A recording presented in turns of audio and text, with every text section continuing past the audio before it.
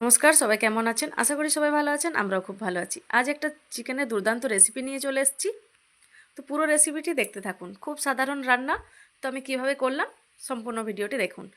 চিকেনটা ম্যারিনেট করে রেখেছি, নুন হলুদ অল্প একটু সামান্য তেল দিয়ে মাখিয়ে রেখেছিলাম কিছুক্ষণের জন্য, 1 ঘন্টার মতো। আর পেঁয়াজ আর টমেটো কেটে নিয়েছি, আর নিয়েছি একটা পেঁপে, এইভাবে কেটেছি। পেঁপেটা কাটার পর এখানে অল্প একটু নুন দিয়ে ভাজতে দিয়ে দিয়েছি। এখানে এখন হলুদ দিইনি ভাজার সময়। আর রান্নাটা পুরোটা আমি বাটা মশলা দিয়েই করব, কোনো গুঁড়ো মশলা এখানে ইউজ করব না। কড়াইয়ে দিয়েছি সামান্য তেল, যেহেতু আমি রান্নাটা খুবই সাধারণভাবে বানাচ্ছি, খুব একটা তেল মশলা ব্যবহার করব না।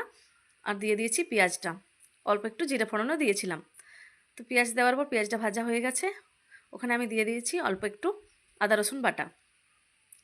আর ফোড়নে আমি দিয়েছিলাম জিরার সাথে তেজপাতা আর দারচিনি।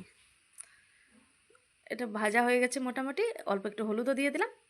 আর সম্পূর্ণ যেহেতু বাটা মশলাই করব, আমি এখানে শুধু জিরে বেটে নিয়েছি।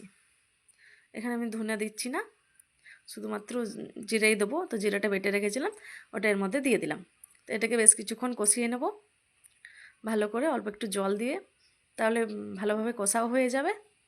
আর সত্যি বাটা মশলা সেন্টটাই আলাদা, যেমন স্বাদ হবে, কিন্তু তার আগে গন্ধটা এত সুন্দর, মানে অসাধারণ লাগছে। তারপর আমি এখানে দিয়ে দিলাম একটা টমেটো কুচি করে রেখেছিলাম, ওটাই বেশ কিছুক্ষণ এটাকে কষাবো।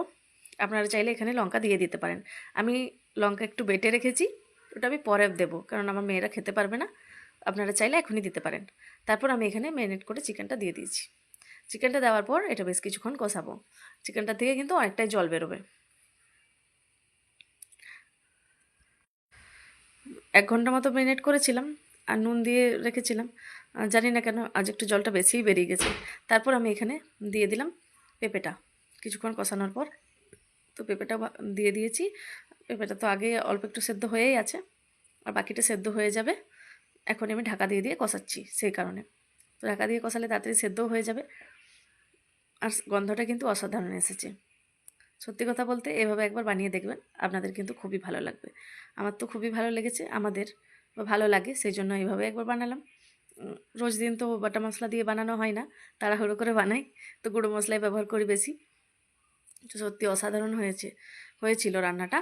আমি মেয়েদের জন্য উঠিয়ে রেখেছিলাম। তারপর আমি এখানে দিয়ে দিলাম লঙ্কা বাটা। লঙ্কার সঙ্গে আমি অল্প একটু দারচিনি দিয়েছিলাম। তো ওই বাটাটা দিয়ে দিয়েছি।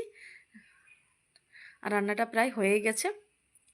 আর অল্প একটু কাঁচা লঙ্কাও দিয়ে দিলাম ঝালের জন্য। আপনারা আপনাদের স্বাদ মতো দিয়ে দেবেন। আর কোনো মশলা আমি এখানে অ্যাড করিনি, আর কোনো গুঁড়ো মশলা ব্যবহার করিনি। তো ভিডিওটি আপনাদের কেমন লাগলো অবশ্যই জানাবেন। ভালো লাগলে লাইক কমেন্ট শেয়ার করে দেবেন। ভিডিওটি দেখার জন্য অনেক অনেক ধন্যবাদ।